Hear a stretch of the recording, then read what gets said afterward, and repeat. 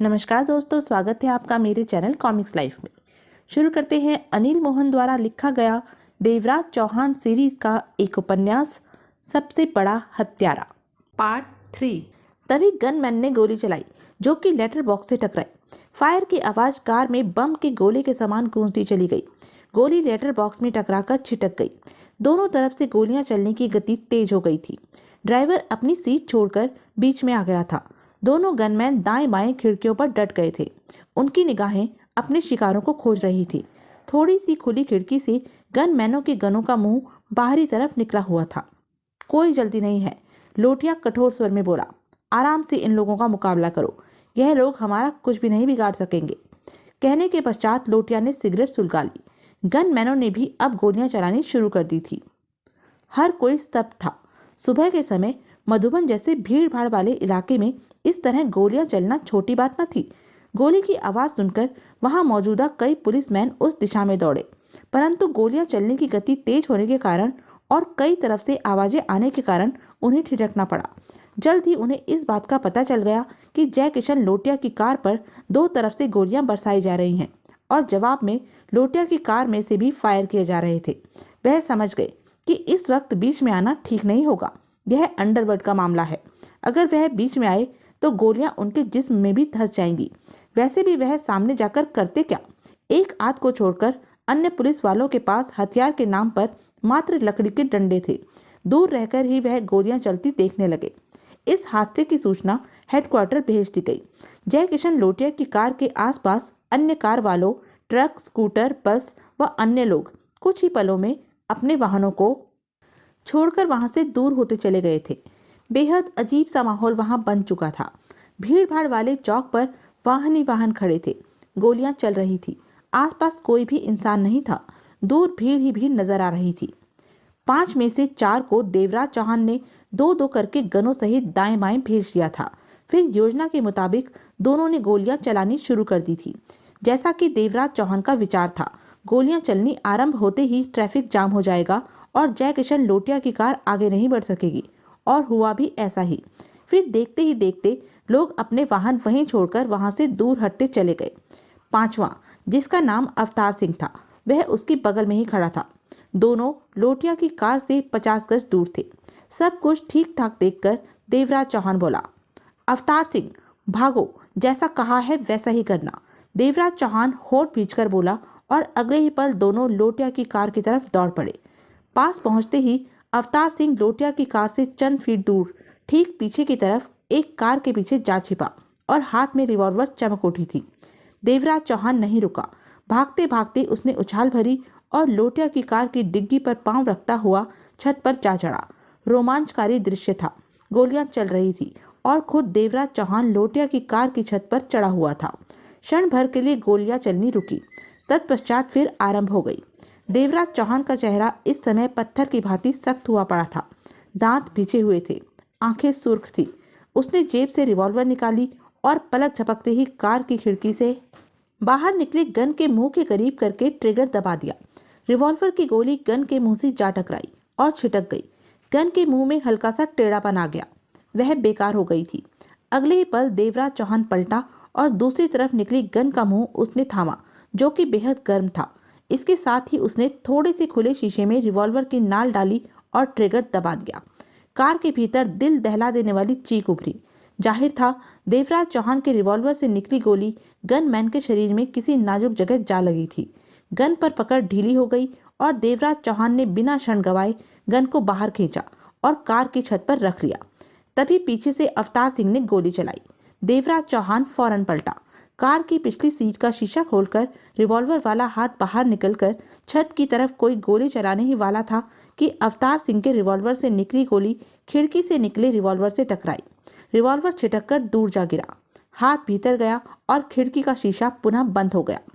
देवराज चौहान का चेहरा वहशियाना मुस्कान से भर उठा। दोनों गनमैनों में से एक गनमैन मर चुका था अथवा मरने वाला था। उसकी गन कार की छत पर पड़ी थी। दूसरे गनमैन की गन का मुंह टेढ़ा हो गया था। गन बेकार हो गई थी। अब भीतर मौजूद लोगों के पास सिर्फ रिवॉल्वर ही थे। 1, 2 या ज्यादा से ज्यादा 3। उसने देखा दाईं बाईं तरफ फैले उसके चारों आदमी धीरे धीरे कार के समीप आते जा रहे थे। देवराज चौहान ने भिजे होठों से आसपास देखा। भीड़ दूर थी। भीड़ में पुलिसमैन भी नजर आ रहे थे, परंतु कोई भी आगे बढ़ने का प्रयत्न नहीं कर रहा था। वह जानता था कि उसके पास ज्यादा समय नहीं है। कुछ ही देर में पुलिस ही पुलिस होगी। 10, 15 या 20 मिनट ही उसके पास है। उसने रिवॉल्वर को बाएं हाथ में पकड़ा और दाएं हाथ से टांग के साथ बांध रखी लोहे की रॉड निकाली और छत पर खड़े ही खड़े लोहे की रॉड का वार कार की खिड़की के बुलेट प्रूफ शीशे पर पूरे वेग के साथ करने लगा। जय किशन लोटिया और पाल खन्ना ने सब कुछ देखा। एक गनमैन की लाश आगे वाली सीट पर पड़ी थी। दूसरा गनमैन सलामत था, परंतु उसकी गन बेकार हो चुकी थी। पाल खन्ना ने छत पर रिवॉल्वर से गोली चलानी चाहिए, लेकिन अवतार सिंह के रिवॉल्वर से निकली गोली ने उसके रिवॉल्वर को गिरा दिया था। अब उनके कानों में कार की छत पर से आती भारी कदमों की आवाज पड़ रही थी। ऊपर कौन हो सकता है? पाल खन्ना के होठों से निकला। देवराज चौहान के सिवाय और कोई नहीं हो सकता। उसने बहुत ही खतरनाक योजना बनाई है। हम लोगों को बेबस कर दिया है।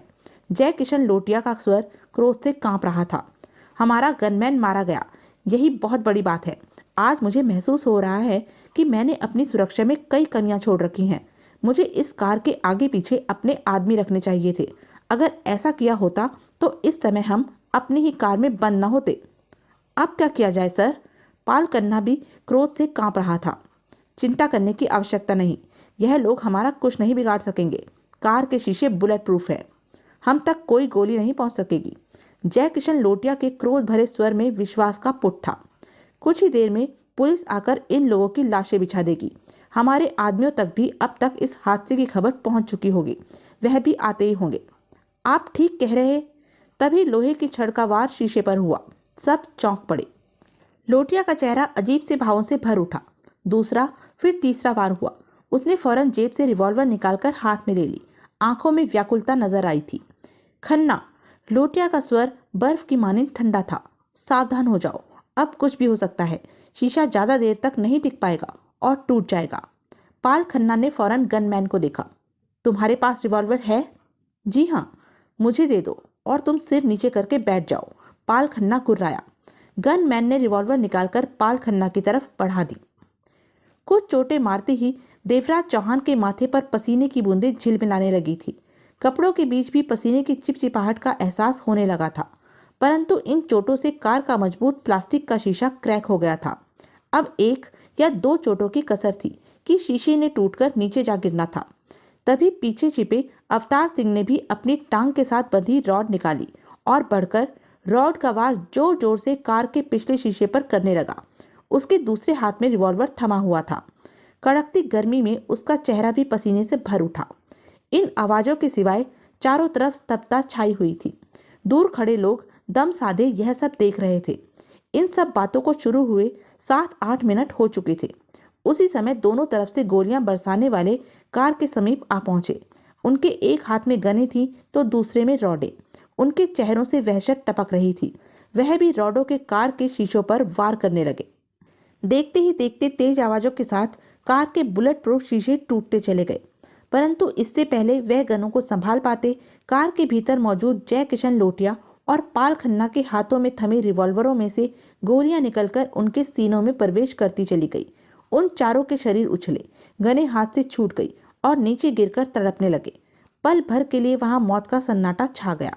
फायरों की आवाज दूर दूर तक गूंजती चली गई थी। कार के पीछे की तरफ मौजूद अवतार सिंह फौरन दुबक गया था। जय किशन लोटिया और पाल खन्ना रिवॉल्वर थामे सतर्क मुद्रा में बैठे रहे। उनकी एक निगाह छत पर थी तो दूसरी पीछे की तरफ।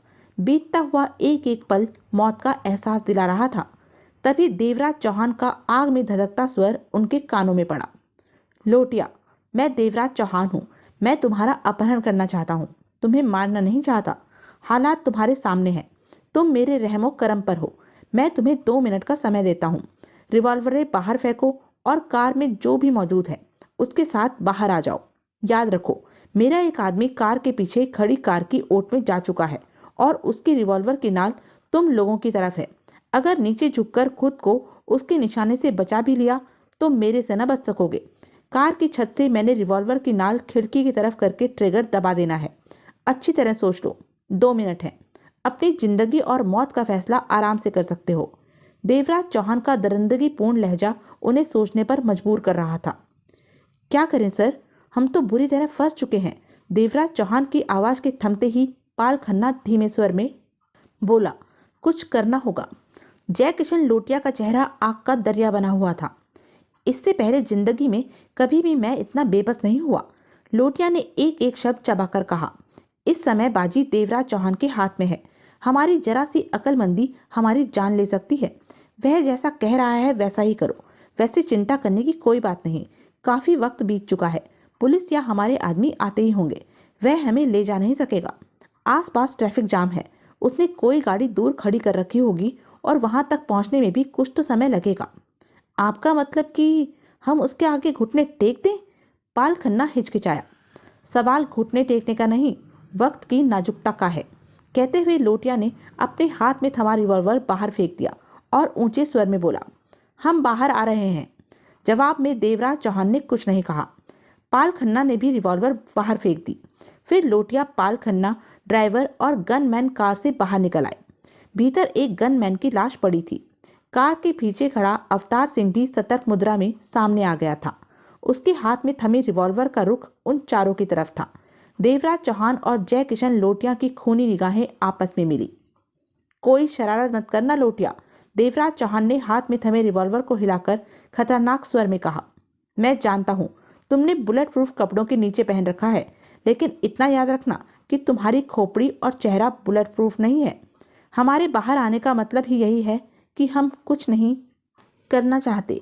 अपने आदमियों को वापस कार में जाने को कहो और मेरे साथ चलो। कहाँ? कुछ दूरी पर मेरी कार खड़ी है, जय किशन लोटिया ने पाल खन्ना से कहा। तुम सबके साथ कार में जाकर बैठो। लेकिन सर आप, मैंने जो कहा है वही करो। लोटिया का स्वर सख्त था। पाल खन्ना बिना कुछ कहे भीतर प्रवेश कर गया। उसके साथ ड्राइवर और गनमैन भी कार में जा बैठे। लोटिया ने देवराज को देखा। उस तरफ आगे बढ़ो। देवराज चौहान ने एक तरफ इशारा किया। मेरे पास बहुत कम वक्त है, यह बात तुम भी अच्छी तरह समझ रहे हो। जानबूझकर कहीं भी वक्त बर्बाद करने की चेष्टा की तो तुम्हारी खोपड़ी नहीं बचेगी। लोटिया देवराज चौहान को खूनी निगाहों से देखता हुआ उसकी बताई दिशा की तरफ बढ़ने लगा। उसके चंद कदम आगे बढ़ने पर देवराज चौहान कार से कूदा और लोटिया के करीब पहुंचकर चलने लगा। अवतार सिंह वहीं खड़ा था। उसकी निगाह कार पर थी। जब वह कुछ दूर हो गए तो अवतार सिंह भी उनकी तरफ बढ़ गया। मेरा अपहरण करके तुम क्या करोगे? साथ चलता लोटिया बोला। मालूम नहीं, देवराज चौहान ने रूखे स्वर में जवाब दिया। किसके कहने पर तुम मेरा अपहरण कर रहे हो? मालूम नहीं। कुछ मालूम भी है? लोटिया ने खा जाने वाली निगाहों से उसे देखा। नहीं, देवराज चौहान ने पूर्वता लहजे में कहा। जय किशन लोटिया क्रोध की अधिकता के कारण हाथों की मुट्ठियां भींच कर रह गया। वह लोग सड़क पर खड़े ट्रैफिक को पार कर चुके थे, अब फुटपाथ पर चल रहे थे। कुछ कदम आगे गली थी। उस गली के दूसरी तरफ जगमोहन कार में तैयार बैठा था। अगर तुम मुझे छोड़ दो और उसका नाम बता दो कि किसने तुम्हें मेरा अपहरण करने के लिए कहा है, तो मैं तुम्हें उससे ज्यादा दौलत दे सकता हूँ जितनी तुम्हें उसने दी है। चुपचाप चलते रहो। देवराज चौहान गुर्राया। जय किशन लोटिया के दांत सख्ती ने भींच गए। सामने गली। देवराज चौहान के कहने पर लोटिया के कदम गली की तरफ मुड़ गए। लोग हजारों की संख्या में यह दृश्य देख रहे थे। कोई हक्का बक्का हैरान था कि एक अकेले इंसान ने अपने प्लान के दम पर सबको बेबस कर दिया था। जय किशन लोटिया जैसा खतरनाक वहशी इंसान देवराज चौहान के इशारे पर चलने को मजबूर था। तभी सारा इलाका पुलिस सायरनों से गूंज उठा। देवराज चौहान और अवतार सिंह एकाएक सतर्क हो गए। कोई शरारत मत करना, देवराज चौहान ने तुरंत उसे चेतावनी दी। यह मत समझना कि पुलिस वाले तुम्हें बचा लेंगे। निश्चिंत रहो, मैंने आज तक कभी पुलिस वालों पर किसी बात का भरोसा नहीं किया। जय किशन लोटिया ने सख्त स्वर में कहा। मैं तुम्हारे कहने पर ही चलूंगा। बड़ी समझदारी करोगे, देवराज चौहान ने कटुता भरे स्वर में कहा। वे लोग आधी गली पार कर चुके थे। अवतार सिंह उन लोगों से कुछ कदम पीछे सतर्क मुद्रा में चल रहा था। गली में घरों के पीछे लोग भी उचक उचक कर उन्हें देखने का प्रयास कर रहे थे। अभी तक पुलिस वालों को उनकी दिशा के बारे में मालूम नहीं हुआ था, इसी कारण शोर शराबा पैदा नहीं हुआ था। सामने ही गली का मुहाना था, वहीं कार दिखाई दे रही थी। उन्हें आते देखकर जगमोहन ने तुरंत कार को स्टार्ट कर दिया। इंजन की धीमी आवाज वहां गूंजने लगी। गली समाप्त होने में सिर्फ 6 कदमों की दूरी रह गई थी और गली के बाहर कार 15 कदमों के फासले पर थी। तभी जयकिशन लोटिया के हाथ पांव बिजली की तरह चले। उसका हाथ जोरों से देवराज चौहान के रिवॉल्वर से टकराया। रिवॉल्वर उसके हाथ से निकला और तेज आवाज के साथ गली के बाहर जा गिरा। इसके साथ ही लोटिया की टांग घूमी और पीछे आ रहे अवतार सिंह के हाथ पर उसके जूते की एड़ी वेग के साथ पड़ी। अवतार सिंह के हाथ में से रिवॉल्वर निकलकर ऊपर की ओर उछला और पास ही की दीवार से दूसरी तरफ जा गिरा। देवराज चौहान ने तो सपने में भी न सोचा था कि शराफत दिखा रहा लोटिया इस आखिरी वक्त में हरकत कर जाएगा। इसी कारण वह कुछ लापरवाह हो गया था। इससे पहले कि वह कुछ समझता, लोटिया का घुसा उसकी खोपड़ी पर पड़ा। देवराज चौहान की आंखों के सामने लाल पीले तारे नाच उठे। वह दूर जा गिरा। लोटिया खतरनाक भाव में घूमा और अवाक खड़े अवतार सिंह के पेट में जूते की जोरदार ठोकर मारी। अवतार सिंह दोनों हाथों से पेट पकड़े गला फाड़कर चीखता हुआ नीचे बैठता चला गया। जयकिशन लोटिया तेज गति के साथ गली में वापस भाग निकला। देवराज चौहान किसी प्रकार संभल कर उठा। उसका सिर अभी तक चकरा रहा था। उसने लोटिया को भागते देखा तो चेहरे पर अफसोस से भाव उभर आए। तभी पुलिस सीटियों की आवाज ने देवराज चौहान को सतर्क किया। अवतार सिंह! देवराज चौहान व्याकुलता से चीखा। पुलिस! जल्दी से कार में बैठो। अवतार सिंह पेट थामे दर्द से कराहता नीचे घुटनों के बल बैठा था। उसने देवराज चौहान को दयनीय दृष्टि से देखा। चलो भी! देवराज चौहान खींच उठा। दर्द हो रहा है। अवतार सिंह ने यह शब्द होठ भींचकर किसी प्रकार कहे। वह सामने तो कार है, जल्दी करो बेवकूफ। मैं नहीं चल सकता। अवतार सिंह की आंखों में आंसू भर आए। होठ भींचे देवराज चौहान आगे बढ़ा। उसने जल्दी से नीचे पड़े अवतार सिंह को पकड़कर किसी प्रकार कंधे पर डाला। अवतार सिंह के होठों से पीड़ा भरी चीखें निकलने लगी। देवराज चौहान कार की तरफ दौड़ा। उसी समय गली में पुलिस के भारी जूतों की आवाजें और सीटियों की आवाजें गूंजने लगी। जगमोहन ने जल्दी से कार का पिछला दरवाजा खोल दिया। देवराज चौहान ने किसी प्रकार अवतार सिंह को कार की पिछली सीट पर धकेला और खुद भीतर जा घुसा। अभी दरवाजा भी बंद नहीं किया था कि जगमोहन ने कार आगे बढ़ा दी। तभी फायरों की आवाजें गूंजी। कई गोलियां कार की बॉडी से जा टकराई। कार अंधाधुंध तूफानी गति में से आगे बढ़ती चली गई। कईयों की भयपूर्ण निगाहें कार पर थी। जगमोहन! देवराज दरवाजा बंद करके हाँफता हुआ बोला। संभल कर, कोई कार का पीछा ना कर सके। जगमोहन ने कोई जवाब ना दिया। उसके होठ सख्ती के साथ भिजे हुए थे। जयकिशन लोटिया ने बहुत नाजुक मौके पर झटका दिया। दोपहर का समय था। देवराज चौहान और जगमोहन बंगले के ड्राइंग रूम में आमने सामने बैठे थे। वह आखिरी वक्त था। पुलिस आ चुकी थी और फैलती जा रही थी। उसने मेरे व अवतार सिंह के हाथों में मौजूद रिवॉल्वरों पर हमला किया और भाग निकला। तब उसके पीछे भी नहीं भागा जा सकता था। उसके पीछे भागने का मतलब था पुलिस की गिरफ्त में फंस जाना। इतना ही वक्त था हमारे पास कि दो में से एक काम ही हो सकता था। या तो हम लोटिया को पकड़ते या खुद को पुलिस की गिरफ्त से बचाते। जगमोहन होठ भींचे देवराज चौहान को देखे जा रहा था। खैर, जो भी हो, लोटिया का इस तरह हाथ में आकर फिसल जाना बहुत बुरा हुआ। जगमोहन ने कुड़ते हुए क्रोध भरे स्वर में कहा। जब तुम लोटिया को कार की तरफ ला रहे थे तो मैं सोच रहा था कुछ ही घंटों में चंदानी से बाकी 40 लाख भी मिल जाएंगे, लेकिन सब कुछ मिट्टी में मिल गया। लोटिया अब हद से ज्यादा सावधान हो जाएगा। मैं नहीं समझता कि अब वह हत्थे चढ़ेगा। देर सबेर में वह हत्थे अवश्य चढ़ेगा। जगमोहन, गलत सोच रहे हो। जगमोहन ने मुंह बनाया। एक बार बदकिस्मती से वह तुम्हारे फंदे में फंस गया, यह जुदा बात है। दोबारा अब तुम लोटिया तक नहीं पहुंच सकोगे। 40 लाख नहीं चाहिए? देवराज चौहान एकाएक जगमोहन को देखकर मुस्कुराया। नहीं चाहिए? क्यों नहीं चाहिए? देवराज चौहान एकाएक जगमोहन को देखकर मुस्कुराया। तो फिर तुम कैसे कह सकते हो कि मैं लोटिया तक नहीं पहुंच पाऊंगा? वह तो मैं मजाक कर रहा था। सक पकाया सा जगमोहन जल्दी से बोला। लोटिया तक नहीं पहुंचा जा सकता, यह जुदा बात है। उस तक पहुंचने की कोशिश तो की जा सकती है, शायद कामयाब हो जाए। अब तुमने समझदारी की बात की है। देवराज चौहान हौले से हंसा। एक तरफ तुम नहीं सोच रहे देवराज चौहान, एकाएक जगमोहन गंभीरता से बोला। हम लोगों ने जाने कितने बड़े बड़े अपराध किए हैं आज तक, परंतु पुलिस हमारे खिलाफ कभी भी सबूत नहीं पा सकी, जबकि वह सब कुछ जानती थी। और आज पुलिस नहीं तुम्हें हजारों गवाहों ने सरेआम कार की छत पर रिवॉल्वर लिए खड़े देखा। इसके साथ ही तुमने उन सबके सामने लोटिया के गनमैन को शूट कर दिया, उसकी हत्या की। देवराज चौहान ने जगमोहन को देखा, फिर सिगरेट सुलगाने में व्यस्त हो गया।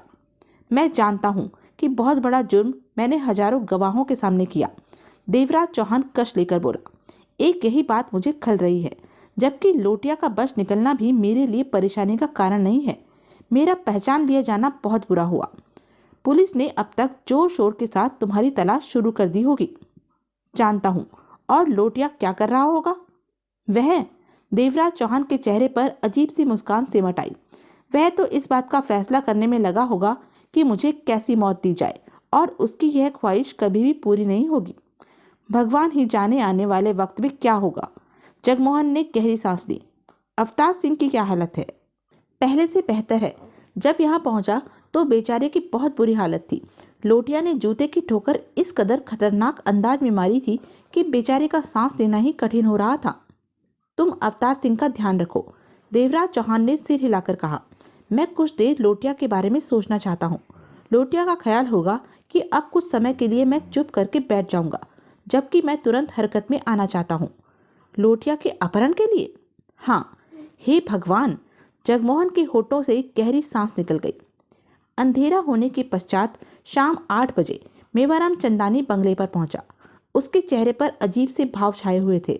वह खुश भी था और परेशान भी। भीतर आकर वह देवराज चौहान के करीब पहुंचा और उसे घूरने लगा। देवराज चौहान ने उसे देखा, परंतु कहा कुछ नहीं। पास बैठे जगमोहन ने अजीब सी निगाहों से चंदानी को देखा। क्या देख रहे हो? जगमोहन के होठों से निकला। सुबह जो कुछ भी हुआ मैं भी वहां मौजूद था। मैंने अपनी आंखों से सब कुछ देखा। लंबी सांस लेते हुए चंदानी बैठ गया। तुम्हारी हौसला बुलंदी देखकर मैं अभी तक हैरान हुआ पड़ा हूँ। सरेआम तुमने जो किया वह कोई दूसरा नहीं कर सकता था। देवराज चौहान कुछ नहीं बोला। तुम तो उसे गली में ले गए थे। वह 2 रिवॉल्वरों के साये में था, फिर कैसे बच निकला? देवराज चौहान ने उसे लोटिया के बचने के बारे में बताया। मैं तो समझा था आज लोटिया हाथ में आ ही गया। चंदानी ने दुख भरी गहरी सांस ली। लेकिन कुछ ही क्षणों के बाद जब उसे गली से निकलकर भागते देखा तो मेरा हार्ट फेल होते होते बचा। अभी अपना हार्ट फेल मत कर बैठना, जगमोहन ने मुंह बिगाड़ कर कहा। बाकी के 40 लाख हमें देकर ही मरना। चंदानी उसकी बात पर ध्यान न देकर बोला। यह सुनहरी मौका तो हाथ से निकल गया। अब क्या करोगे? सोचा जाएगा इस बारे में। तुम मस्त रहो, देवराज चौहान लापरवाही से बोला। अच्छा। चंदानी ने जल्दी से गर्दन हिलाई। 4 तो मर गए, 5वें का क्या हुआ? वह भीतर है। लोटिया ने जूते की तगड़ी ठोकर उसके पेट में मारी है। पेट में दर्द हो रहा है, पहले से ठीक है। 1-2 दिन तक पूरा ठीक हो जाएगा। तुम उसे 1.5 लाख रुपया दे देना। क्यों? चंदानी के माथे पर बल पड़ गए। मैं उन 5 से बढ़िया काम लेना चाहता था, इसलिए काम के बाद उन्हें 30-30 हजार दिलवाने का वायदा किया था। जो मर जाएगा उसका 30 हजार बाकियों में बट जाएगा। चारों के मरने के कारण उन सबके हिस्से का पैसा भी उसे मिलना चाहिए, यानी कि कुल 1.5 लाख हुआ। ठीक है। चंदानी ने देवराज चौहान को देखकर सिर हिलाया। 1.5 लाख उसे मिल जाएगा। तुम्हारे 4 आदमी मारे गए हैं, देवराज चौहान बोला। उन चारों से इस बात को जाना जा सकता है कि उनके पीछे तुम्हारा हाथ है। लोटिया की निगाह तुम पर टिक सकती है। कुछ नहीं होगा। उन लोगों से मेरा सीधा संबंध नहीं है। यह बाहर के आदमी थे और इन्हें मैंने मोटे किराए पर हासिल किया था। इस बारे में कोई नहीं जानता, चंदानी ने तसल्ली भरे स्वर में कहा और उठ खड़ा हुआ। मैं चलता हूँ, मुझे कहीं पहुँचना है। कोई खास बात हो तो मुझे खबर कर देना। देवराज चौहान के सिर हिलाने पर चंदानी चला गया। सुजान सिंह को नंबर मिलाओ जगमोहन, मैं उससे बात करना चाहता हूँ। जगमोहन आगे बढ़ा और रिसीवर उठाकर नंबर डायल करने लगा। कुछ ही पल में संबंध बन गया। सुजान सिंह लाइन पर नहीं था। मिनट भर इंतजार के पश्चात सुजान सिंह लाइन पर आ गया था। जगमोहन ने देवराज चौहान की तरफ रिसीवर बढ़ाया। लो, बात करो, सुजान सिंह है। तुम नहीं जानते देवराज चौहान, तुमने क्या कर डाला है। सुजान सिंह का प्रसन्नता से भरा भारी स्वर उसके कानों में पड़ रहा था। अगर सामने होता तो खुशी से नाचता दिखाई देता। अगर तुम मेरे सामने होते तो मैं तुम्हें इतनी जोर से गले लगाता कि बस पूछो मत। आज सुबह जब तुमने मधुबन चौक पर लोटिया पर हाथ डाला तो मुझे उसी समय खबर मिल गई थी। मैं दूर था इसलिए पहुंच नहीं सका, लेकिन मेरे आदमी ने मुझे पूरी रिपोर्ट दी कि क्या क्या हुआ। सच मुझे कहने में जरा भी शर्म नहीं कि यह सब तो मैं भी नहीं कर सकता था। अंडरवर्ल्ड में सबकी जुबान पर तुम्हारा ही नाम है। सुजान सिंह के खामोश होते ही देवराज चौहान शांत स्वर में बोला। कह चुके? अभी कहाँ, मुझे तो समझ में नहीं आ रहा कि तारीफ में तुम्हें क्या कहूँ। और कुछ भी कहने की आवश्यकता नहीं, देवराज चौहान ने पूर्वता लहजे में कहा। मैंने दीवारों पर लगे पोस्टरों की बाबत बात करने के लिए तुम्हें फोन किया है। हाँ, मैं तुमसे बात करना चाहता था। क्या? कई पलों की खामोशी के उपरांत सुजान सिंह की आवाज सुनाई पड़ी। तुमने लोटिया पर हाथ डालकर सांप के बिल में हाथ दे दिया है। तुम नहीं जानते, वह भेड़िए से भी खतरनाक इंसान है। वह तुम्हें किसी भी हाल में छोड़ेगा नहीं। उससे निपटने के लिए काफी ताकत चाहिए। अगर चाहो तो मैं तुम्हारी सहायता कर सकता हूँ। खुलकर कहो। लड़ोगे तुम और फौज मेरी होगी। लोटिया से मुकाबला बराबर करना सही, 19-20 का ही सही। तुम्हारी इस मामले में क्या दिलचस्पी है? सब जानते हैं कि मैं लोटिया का सबसे बड़ा दुश्मन हूँ। उसकी मौत देखना चाहता हूँ। मैं लोटिया की जान नहीं लेना चाहता। कोई बात नहीं, तुम जो भी करोगे उससे लोटिया की ताकत तो कम होगी। इससे मेरा ही फायदा है। मैं लोटिया का अपहरण करना चाहता हूँ। अपहरण के बाद तुम्हें लोटिया से कोई वास्ता नहीं होगा। मंजूर है। तुम कहाँ से बोल रहे हो? मैं तुमसे मिलना चाहता हूँ। मैं पब्लिक बूथ से बोल रहा हूँ। देवराज चौहान ने जानबूझकर झूठ बोला। वह नहीं चाहता था कि सुजान सिंह एक्सचेंज से मालूम कर ले कि वह कहाँ लगे फोन पर बात कर रहा है। इससे उसे उसके ठिकाने के बारे में जानकारी हो सकती थी, जो कि ठीक नहीं था। और मेरे पास वक्त नहीं है किसी से भी बात करने का। मैं किसी खास काम में व्यस्त हूँ। फोन पर बात नहीं हो सकती। मिले बिना काम नहीं चलेगा। मैं अपना आदमी भेज देता हूँ। जो भी बात करनी हो उससे बात कर लो। जो बात तुमसे हो सकती है वह उससे नहीं हो सकती। चिंता मत करो, जो बात मुझसे हो सकती है वह उससे भी हो सकती है। एकाएक लाइन पर खामोशी छा गई। ठीक है, अपने आदमी को मेरे यहाँ भेज दो। तुम्हारे आदमियों में लोटिया के आदमी भी अवश्य छिपे होंगे। अपने साथी को मैं खतरे में नहीं डालना चाहता। तुम रॉयल होटल के 30 नंबर केबिन में अकेले आओगे, बिना किसी को बताए। मेरा आदमी तुम्हें वहीं मिलेगा। तुम्हारा साथी मेरे यहाँ आने से खतरे में कैसे पड़ेगा? वह पहचान लिया जा सकता है। ठीक है, मुलाकात कब होनी है? अब से 1 घंटे के बाद मेरा आदमी तुम्हें पहचान लेगा। ठीक है। देवराज चौहान ने रिसीवर रखा और पास खड़े जगमोहन को देखा। क्या बात करोगे सुजान सिंह से? मैं कर लूंगा। समझदारी से बात करना। साला बड़ा काइया इंसान है। चिंता मत करो, मैं उससे भी ज्यादा काइया हूँ। सुजान सिंह ने केबिन का पर्दा उठाया तो कुर्सी पर बैठे जगमोहन ने गर्दन घुमाकर उसे देखा। 50 वर्षीय सुजान सिंह पतला सा सूखा सा व्यक्ति था। एक बारगी उसे देखकर कोई नहीं कह सकता था कि यही सुजान सिंह अंडरवर्ल्ड की बादशाहत हासिल करने का दम रखता है। आ जाओ, जगमोहन ने शांत स्वर में कहा। तुम?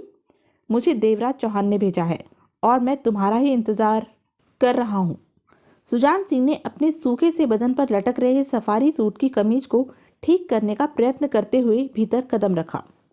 क्या नाम है तुम्हारा? सुजान सिंह उसके सामने कुर्सी पर जा बैठा। नाम छोड़ो, काम की बात करो। मुझे देवराज चौहान के पास जल्दी पहुंचना है। अगर तुम्हारा मामला ना होता तो मैं कभी ना आता।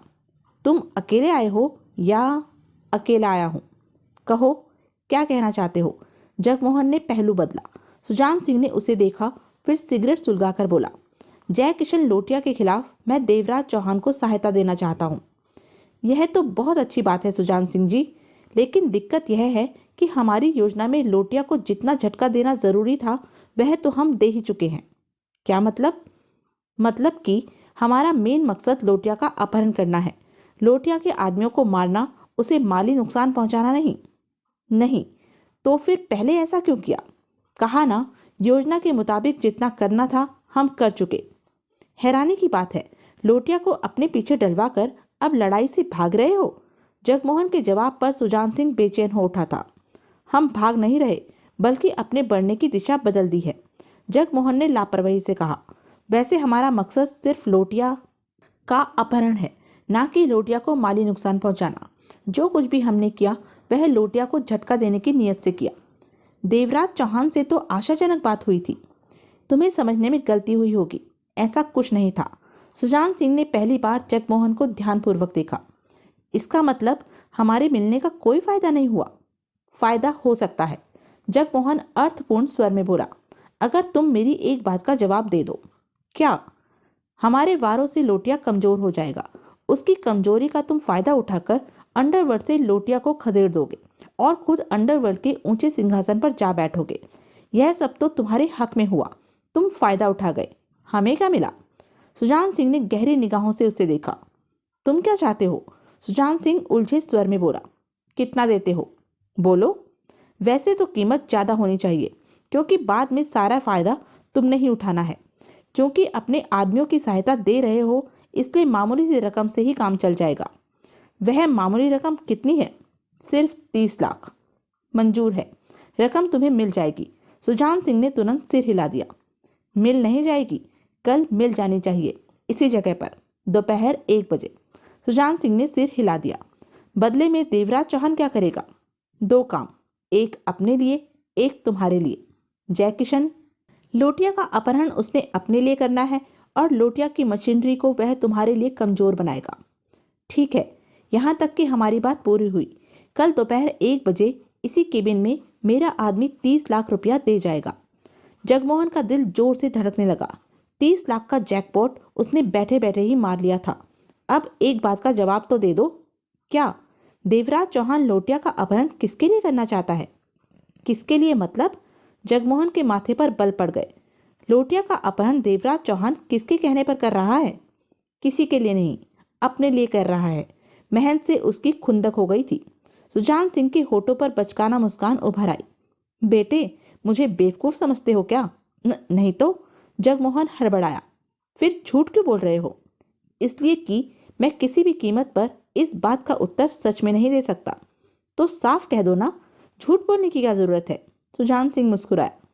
फिर कभी ऐसी बात हुई तो ध्यान रखूंगा। जगमोहन उठ खड़ा हुआ। मैं चलता हूँ, कल दोपहर 1 बजे 30 लाख लेने आ जाऊंगा यहीं पर। एक बात और सुनते जाओ। सुजान सिंह बराबर मुस्कुराए जा रहा था। यह 30 लाख तुम लोग खामखा मुझसे झाड़ रहे हो, क्योंकि मैं अच्छी तरह जानता हूँ लोटिया से सही प्रकार से टकराने के लिए तुम लोगों को सहायता की जरूरत से ज्यादा आवश्यकता है। सुजान सिंह की बात सुनकर जगमोहन सकपका उठा। तो फिर 30 लाख क्यों दे रहे हो? इसीलिए कि मैं इस काम में बाधा डलती नहीं देखना चाहता। मेरे लिए 30 लाख मामूली सी रकम है। मैं सिर्फ लोटिया का बिस्तरा गोल होता देखना चाहता हूँ। एकाएक सुजान सिंह के स्वर में वहशीपन झलकने लगा। उसकी आंखें खून की तरह लाल हो गई, जबड़े कस गए, चेहरा खूंखार दिखाई देने लगा। लोटिया को हटाकर मैं अंडरवर्ल्ड का सबसे बड़ा आदमी बनना चाहता हूँ। लोटिया का बिस्तरा तो गोल ही समझो। अपहरण के बाद लोटिया के साथ क्या सलूक होगा?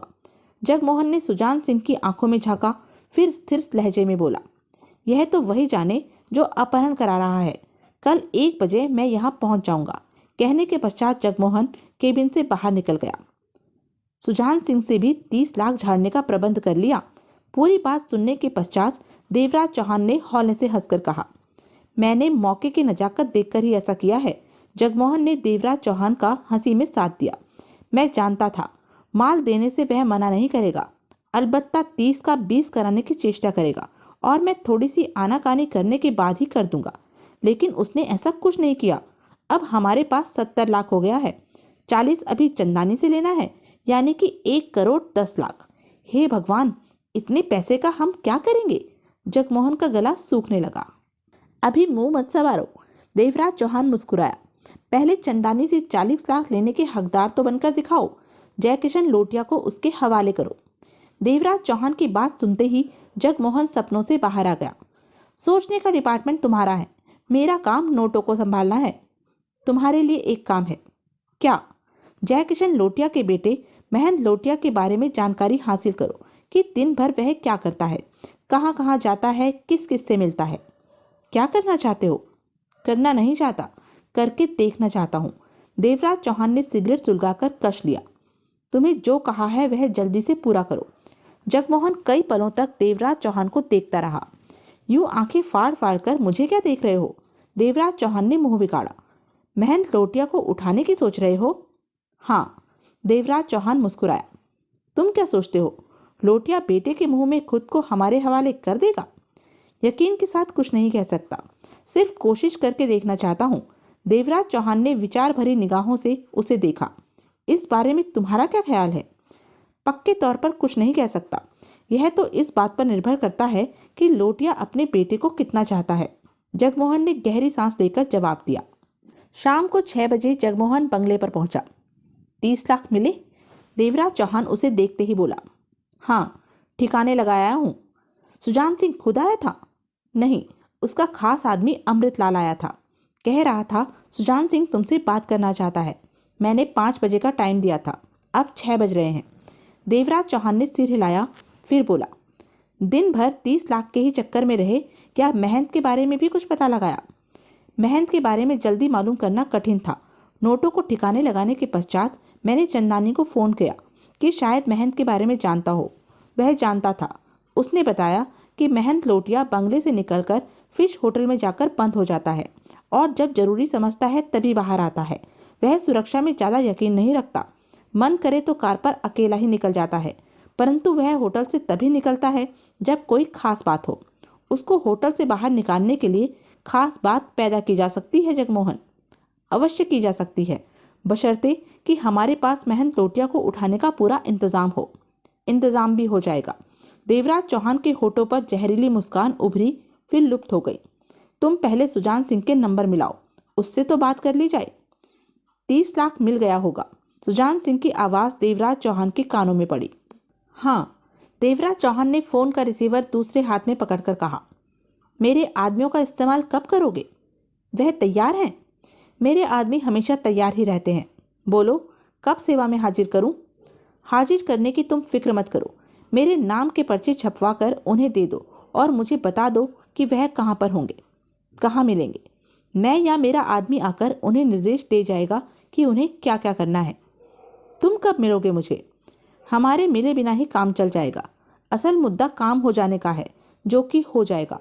फिर भी मिलने की ज़रूरत महसूस हुई तो बता दूंगा। पता अभी बता दूं कि मेरे आदमी कहाँ मिलेंगे? बता दो, कभी भी ज़रूरत पड़ सकती है। सुजान सिंह ने पता बता दिया। ठीक है, अपने आदमियों से कहना हर समय तैयार रहें, जल्दी ही उनसे काम लिया जाएगा। जल्दी कब? शायद आज रात ही। ठीक है, मैं तुमसे मिलना चाहूँ तो कहाँ फ़ोन करूँ? मैं खुद फ़ोन कर लूँगा जब ज़रूरत पड़ेगी। कहने के साथ ही देवराज चौहान ने रिसीवर नीचे रखा और जगमोहन से बोला, तुम चंदानी से बात करो, उससे लोटिया के खास खास अड्डों की जानकारी प्राप्त करो। मैं सुजान सिंह के आदमियों को उन अड्डों के पते बताकर रात ही में उन अड्डों को तबाह करवाकर लोटिया को झटका देना चाहता हूँ। मैं खुद चंदानी से मिलता हूँ, जगमोहन ने गंभीर स्वर में कहा। इस बारे में फ़ोन पर ठीक तरह से बात नहीं हो सकेगी। बात लंबी हो सकती है। जगमोहन चला गया।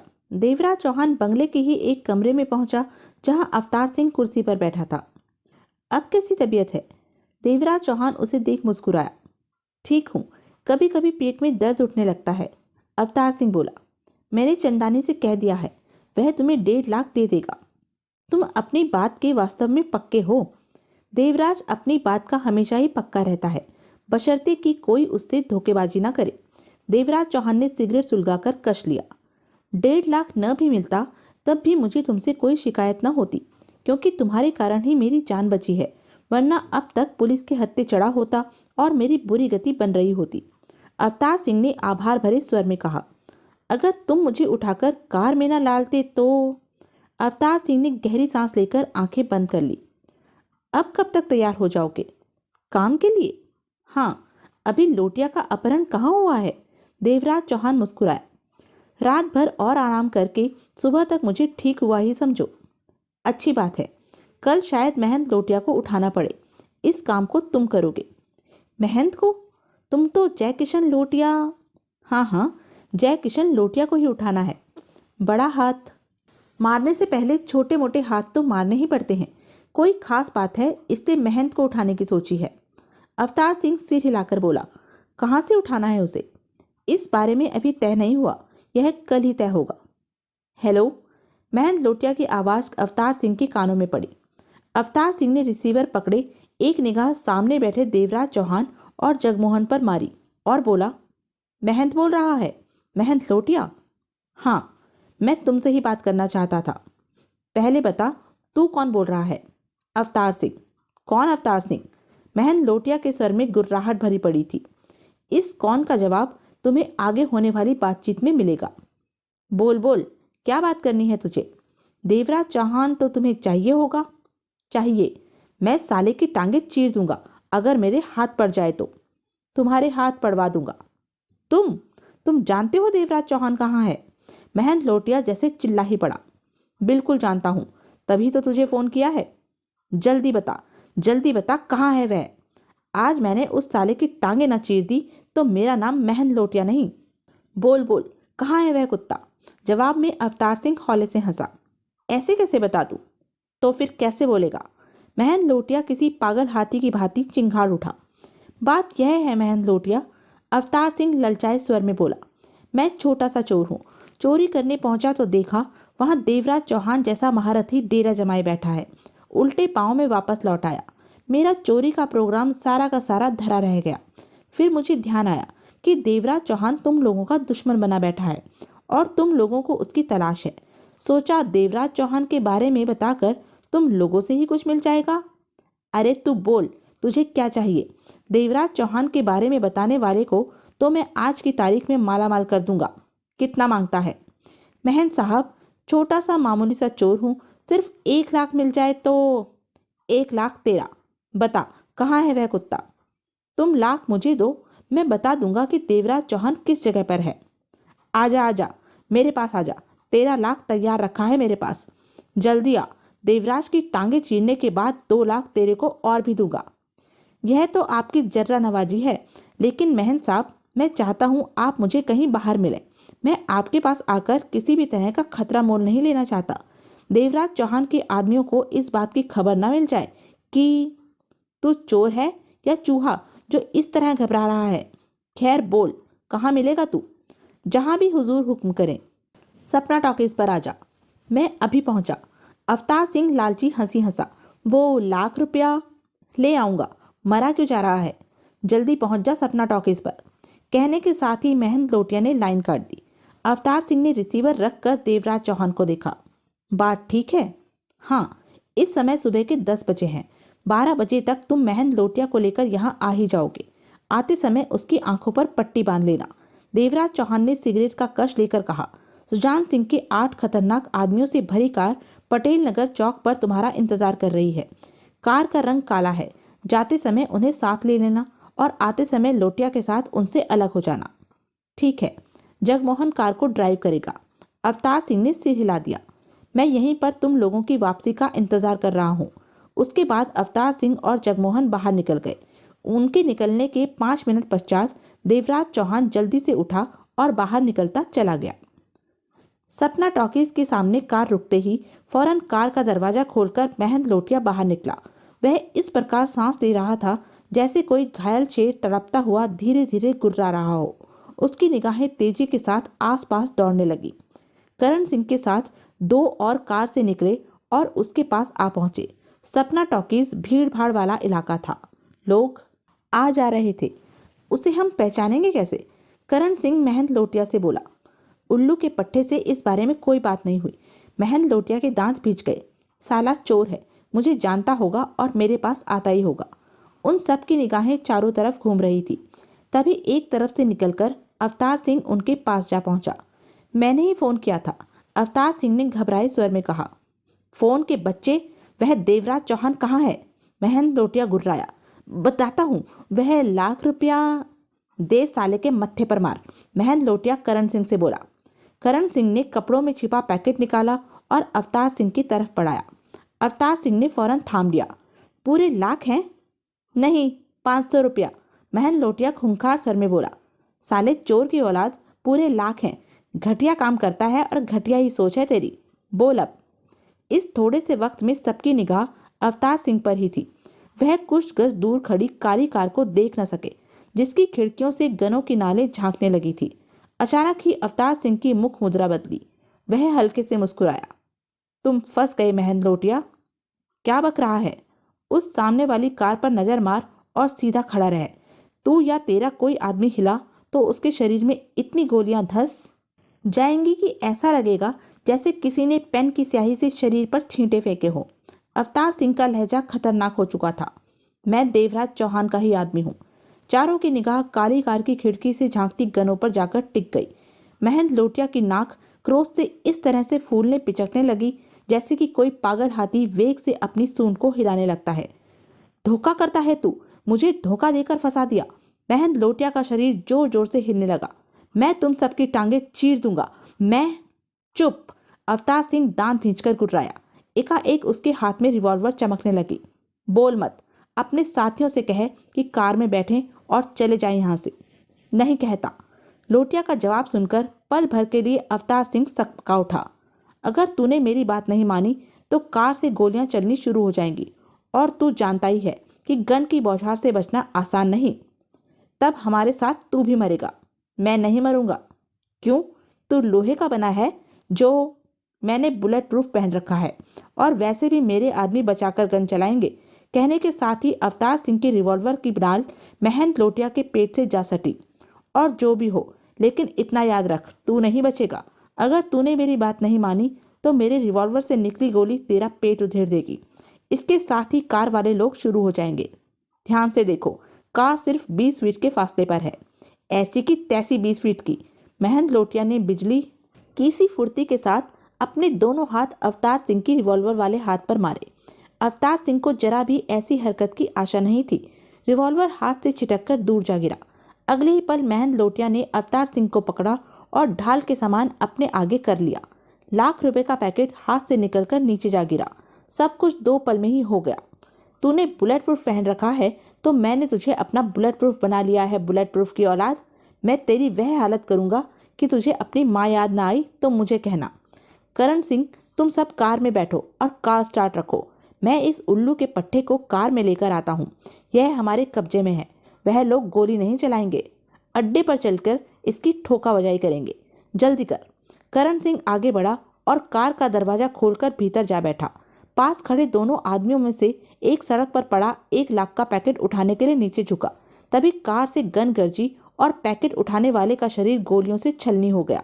वह चीख कर उछला और नीचे गिरकर तड़पने लगा। फायरिंग की आवाज चारों तरफ गूंज उठी। राह चलते लोग सहम कर पीछे हटते चले गए। पल भर में ही वहां दहशत का आलम छा गया। महंत लोटिया के हाथ में रिवॉल्वर चमक उठा। खूनी निगाहें कार पर जा टिकी। पास खड़ा दूसरा आदमी लोटिया की ओट में हो गया। मेरे पीछे क्या घुसे जा रहा है? कार में जा। महंत लोटिया अपने आदमी पर गुर्राया। साहब, वह घबराए स्वर में बोला, कार 6 फीट दूर है। मैं कार तक जाने की चेष्टा करूंगा तो वह लोग गोलियां चला देंगे। ऐसी स्थिति में नहीं है कि उनसे निपटा जाए। वह कार में छिपे बैठे हैं। हमें उनसे निपटना भी नहीं है। महंत गुर्राया।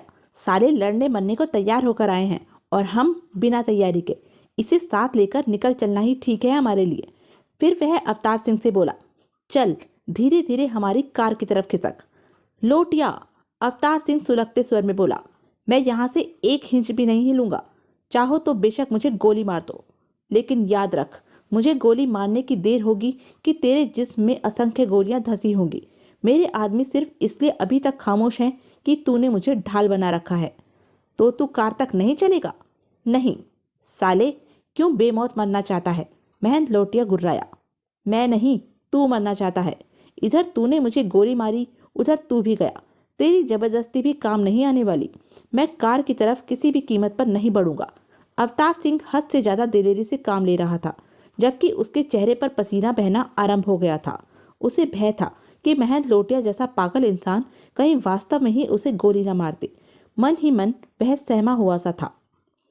उनकी निगाहों में न आने की चेष्टा करता हुआ दूर हटकर खड़ा देवराज चौहान सब कुछ देख रहा था। जब उसने मामला अटकता देखा तो रिवॉल्वर वाली जेब में हाथ डालते हुए उनकी तरफ बढ़ा। लोगों की निगाहें महंत लोटिया, अवतार सिंह और काली कार से झांकती गनों पर टिक चुकी थी। ऐसे भीड़भाड़ वाले इलाके में यह सब ज्यादा देर तक न ही चलना था। कार की ड्राइविंग सीट पर बैठे करण सिंह की निगाहें महंत लोटिया पर थी कि कब वह कार में आता है। तभी उसे अपनी खोपड़ी पर ठंडे लोहे का एहसास हुआ। करण सिंह ने गर्दन घुमानी चाही। थोड़ी सी गर्दन हिली कि देवराज चौहान का गुर्राहट भरा स्वर उसके कानों में पड़ा, चुपचाप कार स्टार्ट कर और भाग जा।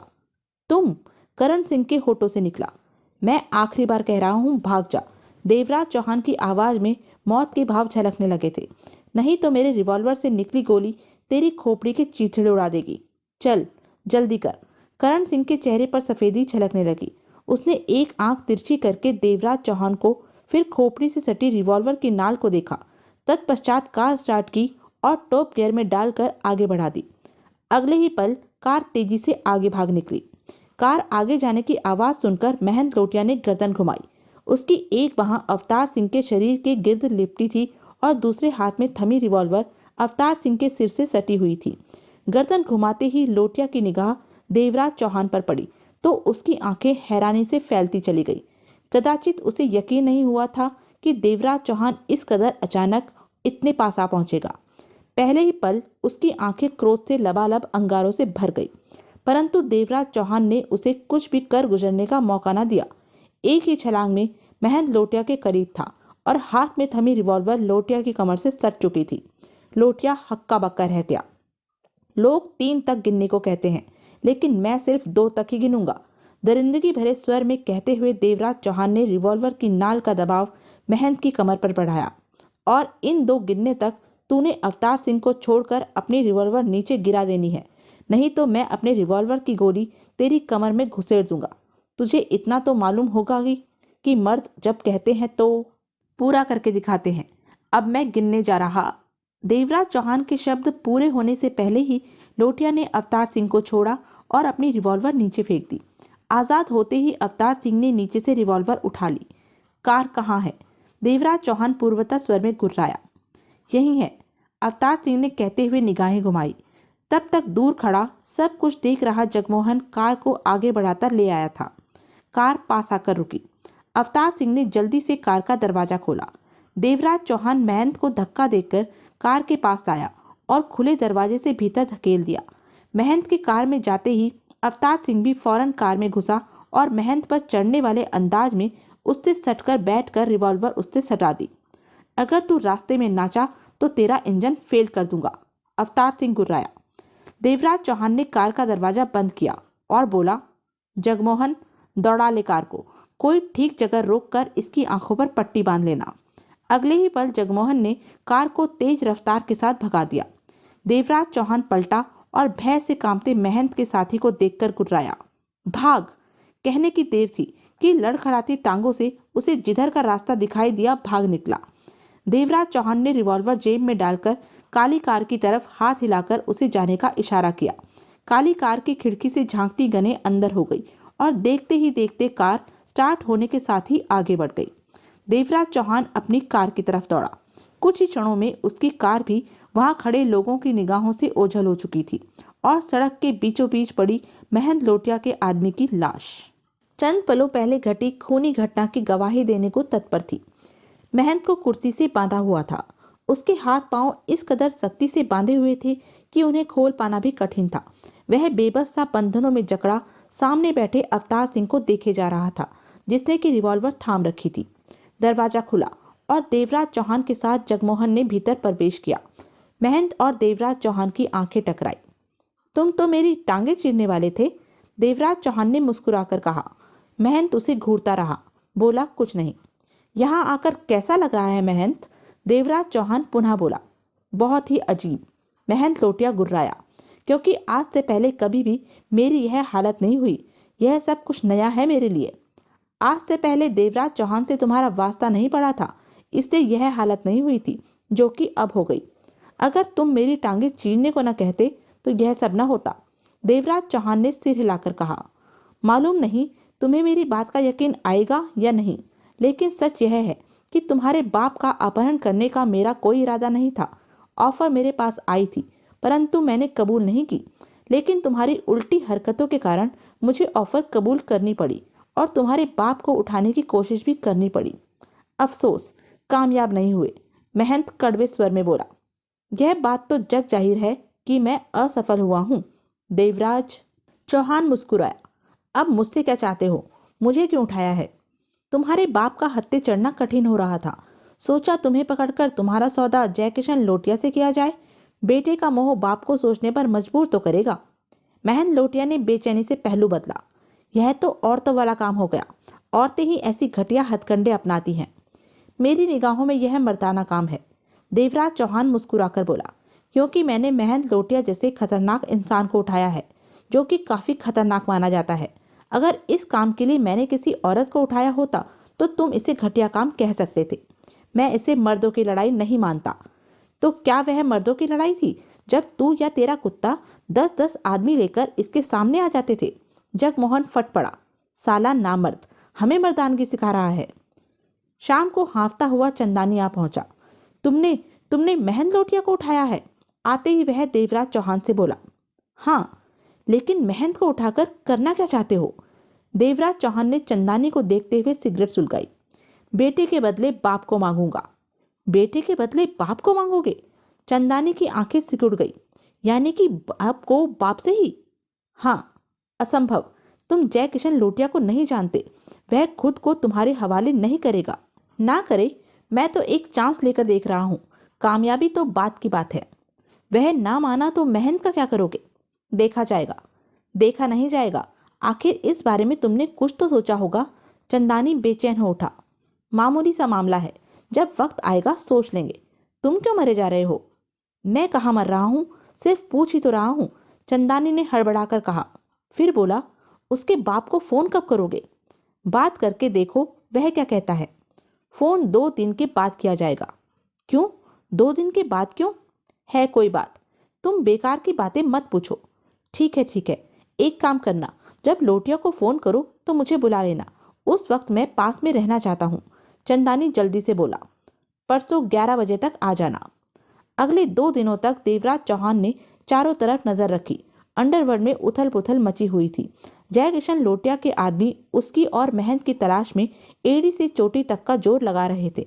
लोटिया की पूरी सरकार दौड़े जा रही थी और जय किशन लोटिया ने बंगले पर जाना छोड़ दिया था। महंत की तलाश में होटल स्थित अपने ऑफिस में ही पड़ा रहता। जय किशन लोटिया हद से ज्यादा परेशान था। और फिर 2 दिन बाद देवराज चौहान ने जय किशन लोटिया को फोन किया। पास में चंदानी और जगमोहन मौजूद थे। तो यह थी अब तक की कहानी। आगे की कहानी जानने के लिए बने रहें मेरे साथ। और हाँ, मेरे चैनल को लाइक, शेयर और सब्सक्राइब करना ना भूलें। धन्यवाद।